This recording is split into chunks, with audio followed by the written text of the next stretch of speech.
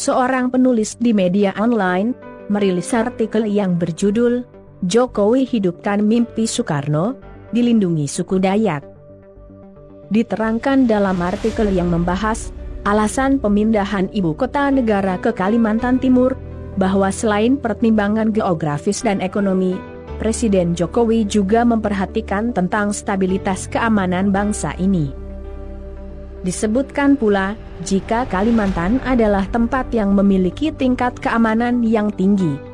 Di sini terlihat, Jokowi melindungi Indonesia dari kaum radikal. Sementara Jokowi dilindungi orang-orang Dayak.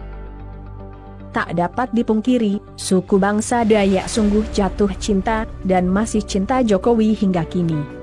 Bukti nyata adalah, saat Jokowi memenangkan suara di Kalimantan Barat, Kalimantan Tengah, Kalimantan Timur, Kalimantan Utara, dan hanya kalah tipis di Kalimantan Selatan, pada saat pemilihan presiden, April 2019 silam.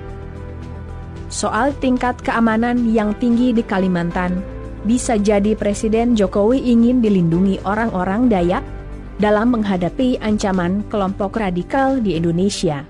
Terbukti tahun 2017 silam, tokoh-tokoh Front Pembela Islam ditolak untuk menginjakan kakinya di Pulau Kalimantan. Namun, benarkah Presiden Republik Indonesia, Joko Widodo, berlindung pada suku Dayak di ibu kota negara yang baru, yang terletak di Kalimantan Timur? Mengingat, suku Dayak hanya berjumlah 20% saja dari jumlah penduduk di Kalimantan Timur, seperti Dayak Kutai, Pasir, Benue, Modang, Bahau, Ngaju dan Meratus. Bandingkan dengan Bugis yang mendominasi 50%, Mandar 15%, Jawa 10%, dan lain-lainnya.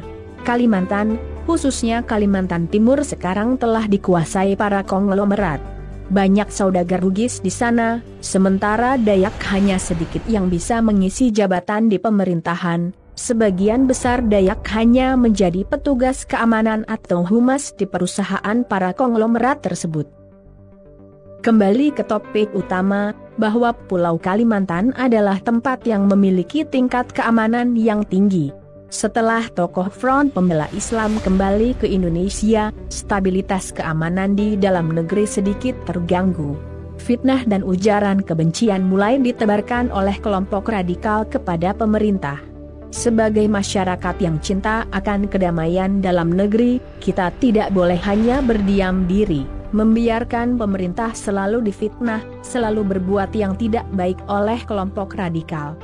Sekaranglah saatnya, seluruh elemen anak bangsa asli Indonesia, yang cinta persatuan dan keutuhan Negara Kesatuan Republik Indonesia, melawan kelompok radikal pendatang pemecah belah bangsa Indonesia.